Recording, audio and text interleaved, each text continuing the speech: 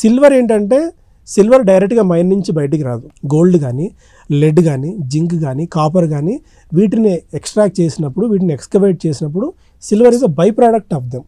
మనకు డిమాండ్ పెరుగుతుందంటే సడన్గా గోల్డ్ అవసరం ఉందంటే, గోల్డ్ డిమాండ్ పెరుగుతుందంటే గోల్డ్ ఎలా అయితే ఎక్స్కవేట్ చేసినట్టు మైన్ నుంచి దీన్ని ఎక్స్కవేట్ చేయడానికి లేదు. పరోక్షంగా మిగిలిన మెటల్స్ని తీసినప్పుడు బై ప్రోడక్ట్గా సిల్వర్ వస్తుంది. కాబట్టి ఇప్పుడు సడన్గా ఉన్నటువంటి ఓవర్ నైట్ డిమాండ్ పెరుగుతుందంటే ఆ మెటల్స్ అన్ని కూడా మనం తీయడానికి కుదరదు.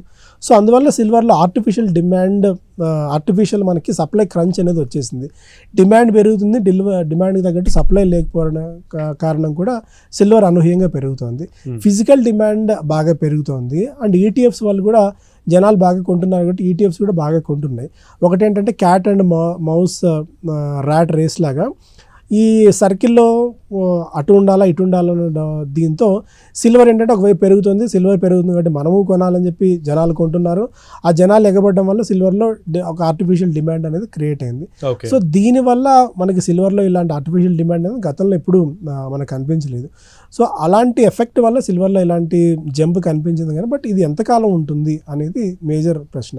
ఇది ఎంతకాలం ఉంటుందంటే వన్స్ ఆ సప్లై రానంత వరకే డిమాండ్ ఉంటుంది. ఎప్పుడైతే ఆ సప్లై గ్లట్ పోయి సప్లై వన్స్ కిక్ ఇన్ అవుతుందో ఆటోమేటిక్గా ప్రైజెస్లో క్రాష్ అనేది అయితే సిల్వర్లో మనం క్లియర్ కట్గా చూడొచ్చు అండి. సార్ జనరల్గా ఇప్పుడు అంటే ఇదివరకు కూడా సిల్వర్ బై చేసేవాళ్ళు, అంటే మామూలుగా కస్టమర్స్ ప్రకారంగా మనం మాట్లాడుకుంటే ఇన్వెస్టర్స్ కాకుండా, సో కస్టమర్స్కి ఇప్పుడున్నటువంటి ప్రైసెస్లో is it safe to buy silver అంటే ఏం చెప్తారు? ఆల్టర్నేటివ్ సోర్సెస్కి వెళ్ళిపోవడం I don't suggest at all అండి. అంటే ఇంతకుముందే నేను చెప్పినట్టు it will reward early investors only but punish like anything for the late comers. Already మీరు పార్టీలో లేట్ వచ్చేసారు.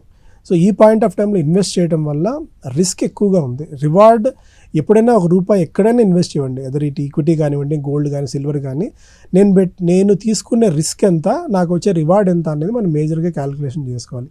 ఈ పాయింట్ ఆఫ్ టైంలో సిల్వర్లో మనం ఇన్వెస్ట్ చేయడం వల్ల రిస్క్ ఎక్కువ ఉంది, రివార్డ్ తక్కువ ఉంది. ఎందుకంటే ఆల్రెడీ ఏ అసెట్ క్లాస్ అయినా సరే 90 degrees యాంగిల్లో వర్టికల్గా పెరగదండి. ఎక్కడో పాయింట్ ఆఫ్ టైంలో ఒక పైకి కిందికి మన ఈసీజీలో గ్రాఫ్ వచ్చినట్టు అలా వస్తుంటేనే సస్టైన్మెంట్ ఉంటుంది.